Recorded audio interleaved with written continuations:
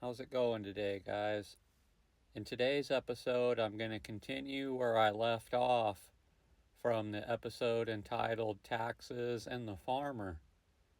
Now, if you haven't seen that episode yet, I'll just fill you guys in real quick. I started having this very long and engaging conversation with ChatGPT about, the history of the pioneer farmer and whatnot, and we went through all the different tax laws and things that have changed over the last 130 years out here.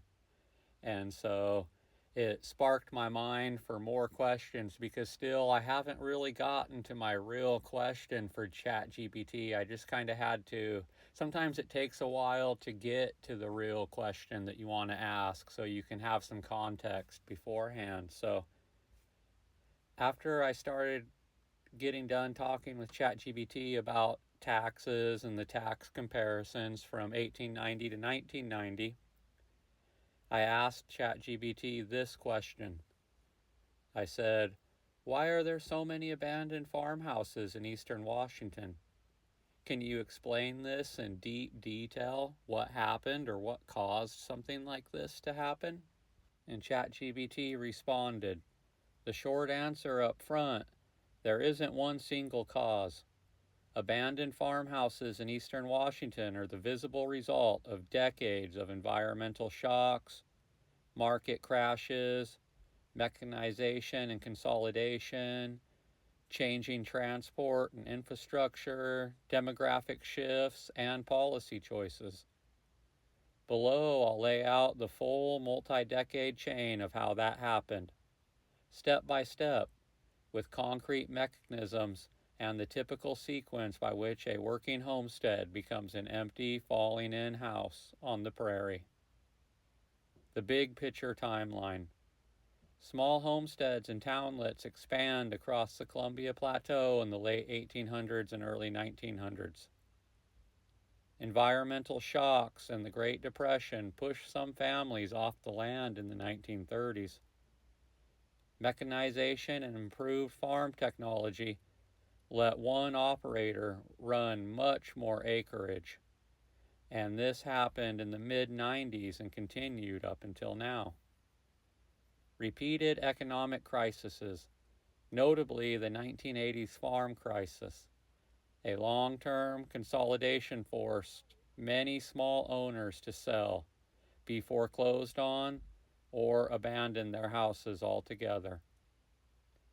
And then there was the rail as well as the road reconfigurations and service closures that hollowed out small towns, removing the social and economic supports that keep families on the land.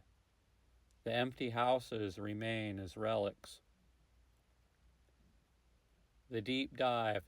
Why houses get left behind. Mechanisms with micro examples. Talking point number 1. Mechanization. Fewer people were needed on the land. In the early 20th century, inventions like tractors, combines, mechanized seeders, and harvesters, as well as better practices, meant massive productivity gains per worker. A crew that once needed dozens of hands could be replaced by a few machines and one operator. That reduced demand for farm labor and made small family operations far less competitive. Over time, neighboring owners bought land and machines and ran much larger units. Many small homesteads were consolidated into bigger farms. The result? A second-generation farmer with no capital or interest often sells to a neighbor or leaves. The buyer already has a house and leaves the old one empty. Talking point number 2. Environmental shocks and soil drought vulnerability. The 1930s droughts and the Dust Bowl era were catastrophic across the plains and affected parts of the Columbia Plateau too. Wind erosion, crop failures, and low prices forced real exits from the land. even where eastern Washington didn't see the worst Dust Bowl storms. Cyclic droughts and wind erosion made some marginal claims uneconomic. Federal programs like the Soil Conservation Service helped stabilize many places, but the damage and out-migration were real. The result? Some homesteads were outright abandoned immediately. Others limped along until another shock finished them off. Talking point number 3: price volatility, high debt, and the farm crisis cycles. Farming is income volatile. When prices collapse or interest rates spike, as happened in the 1980s, heavily leveraged family farms can't service debt any longer. The 1980s farm crisis produced waves of foreclosures and forced the sales across the country. Washington was greatly affected too. When banks or investors acquired parcels, they often stripped down operations or consolidated. The houses and little outbuildings were simply a surplus. The result? Legal repossession and sale to absentee owners who either rent out the land or fold it into larger operations. The farmhouse is redundant and is allowed to decay. Talking point number 4: infrastructure and market rerouting. Towns die when trains and roads change. Small towns in eastern Washington were often sited around a rail depot, a grain elevator, or a stage stop. When the railroad routes changed, elevators closed, or highways bypassed a town, or consolidation shut the local school/post office, the local market and social fabric collapsed. Without a nearby school, clinic, store, or elevator, young families leave. The rest sell or die out. Local news and regional history show many such ghost towns in eastern Washington, whose decline followed rail or highway changes. The result? Houses are empty when the last services disappear.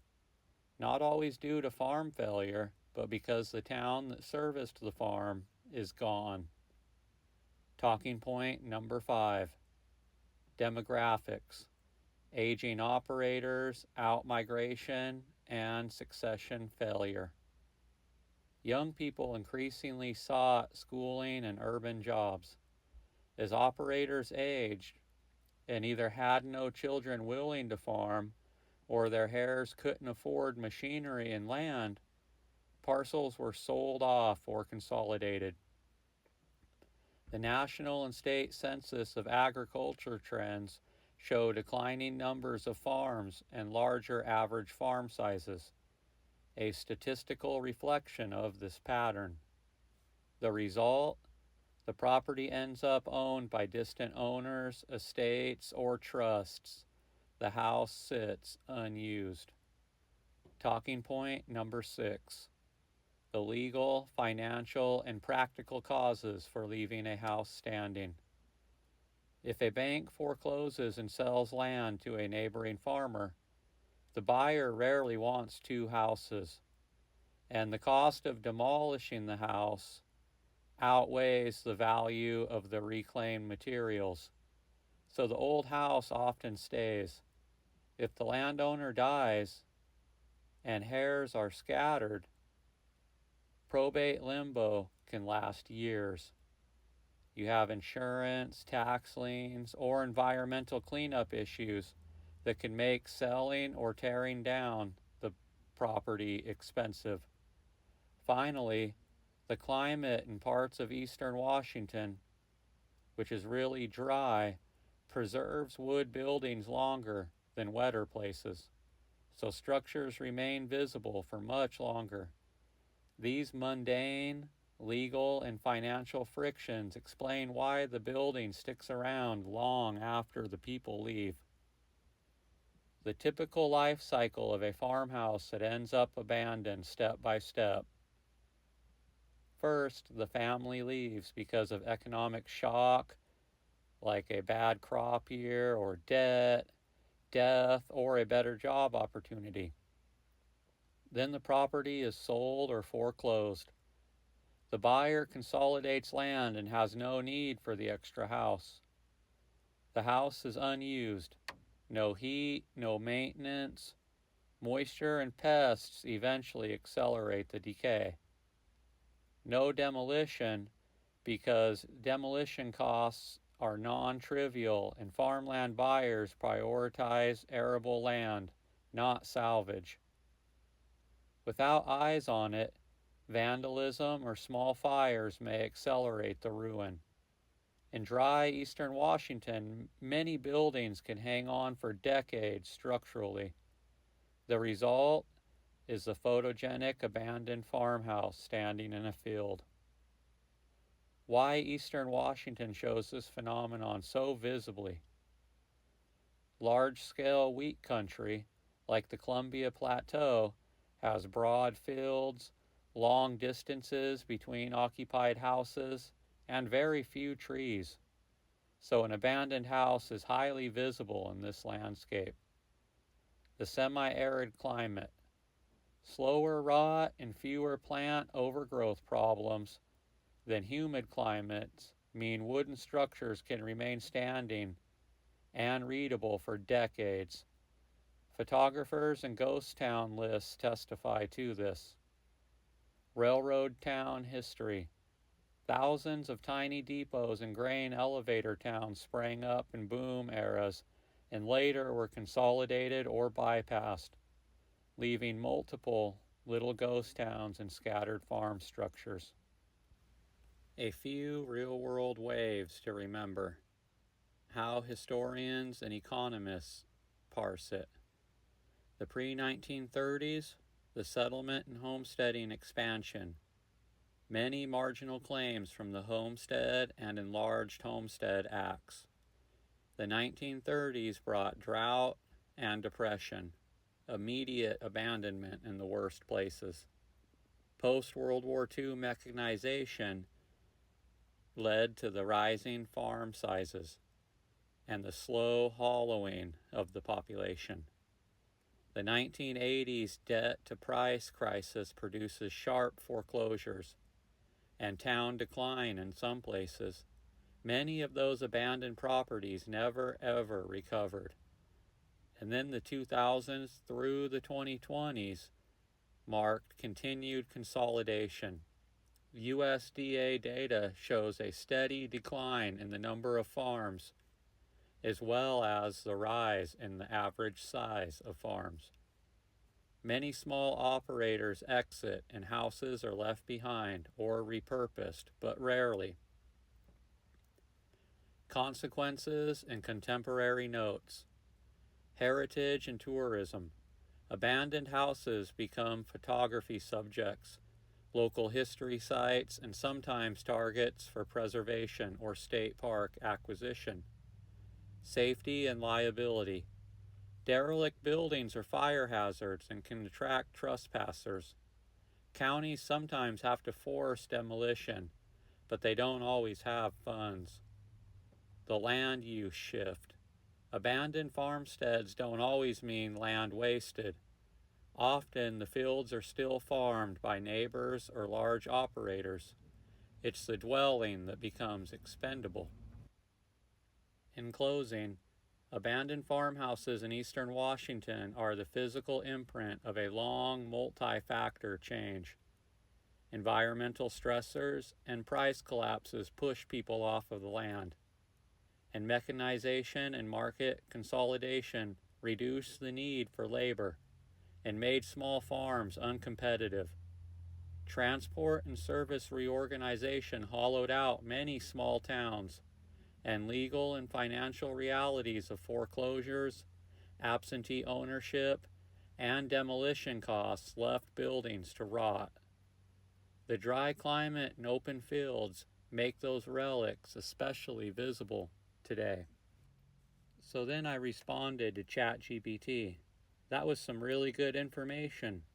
And I'm interested in the debt price crisis of the 1980s that you briefly described. Can you delve into it much deeper? And ChatGPT responded, absolutely. The 1980s farm crisis is one of the most brutal moments in American agricultural history, and it hit parts of eastern Washington wheat country as hard as anywhere. It's the biggest reason why you see so many farmsteads abandoned from that era. Let's break it down in deep detail, layer by layer. Talking point number one, the background. The boom of the 1970s. There was cheap credit. Interest rates in the 1970s were historically low. Banks, farm credit lending systems, and federal programs encouraged farmers to borrow heavily to expand. The Get Big or Get Out policy enacted by the USDA urged farmers to expand acreage and maximize production. Many small and medium farmers bought more land, new tractors, and bigger combines. Then there was an export surge. U.S. grain exports boomed in the early 1970s, especially after Nixon opened trade with the Soviet Union. Wheat and corn prices soared.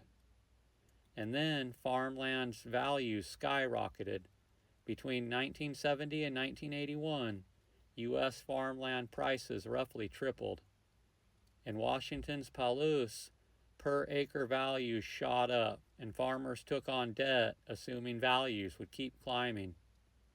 The farmers thought the good times would roll on forever. Talking point number two, the shock. The late 1970s and early 1980s. The interest rate hike from 79 to 81. To kill runaway inflation, the Federal Reserve raised interest rates to above 20%. So there was a debt crisis. Farmers who borrowed at 6 to 8% suddenly faced double or triple the interest. Debt service costs exploded. And then in 1980, after the Soviet invasion of Afghanistan, President Carter imposed a grain embargo against the USSR. And overnight, one of the biggest wheat buyers vanished. The world market slumped. And then you have the strong dollar. The U.S. currency strengthened in the early 80s, making American grain more expensive abroad. And last but not least, you had overproduction. Farmers had followed the 70s advice: plow more land, borrowed more money, bought more equipment, but now prices fell just as their costs soared. Talking point number three, the crunch. Falling land values. Land that had tripled in value during the boom lost 50 to 60% of its price in some regions between 1981 and 1985. The collateral collapse. Farmers had borrowed against land value, and when land prices crashed, collateral evaporated. Banks called in loans or refused refinancing, which led to foreclosures and auctions. Tens of thousands of farms went under in Washington. Small dryland wheat farms were especially vulnerable. They lacked irrigation security and had thinner margins, which led to bank failures. The farm credit system itself nearly collapsed. Local AG banks failed too. This was more than economics. It was deeply personal and traumatic, and many farmers lost multi-generational family land. Farm foreclosures often became public auctions where neighbors watched each other's livelihoods sold off. In parts of the Midwest, protests, tractor blockades, and even violence occurred. Eastern Washington was quieter, but saw the same steady wave of dispossession. Talking point number four, the local impact in Eastern Washington. Consolidation. Large numbers of operators or outside investors bought up failed homesteads, A 160-acre family farm often merged into a 1,000-acre wheat operation, which led to abandoned houses. New owners wanted the land, but not the old house, and it was often cheaper to leave the farmhouses standing empty than to demolish them. That's why you see ruins across the Columbia Plateau and the Palouse today. Then the small towns were hollowed out. County schools closed, businesses folded, population drained out. The farm crisis sped up the decline of rural communities already struggling with mechanization. Talking point number 5, the emotional and social fallout. Farmers faced shame, depression, and some even resorted to suicide.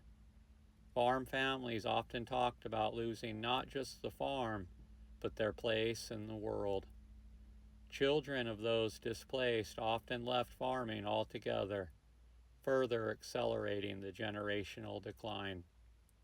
Farm movements rose up, demanding debt relief and moratoriums on foreclosures and reform of the farm credit system. Talking point number 6, the long-term legacy.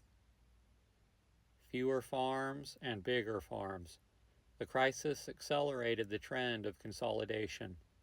By the mid-90s, the number of farms nationwide had dropped by 25% compared to the 70s. Corporate and absentee ownership.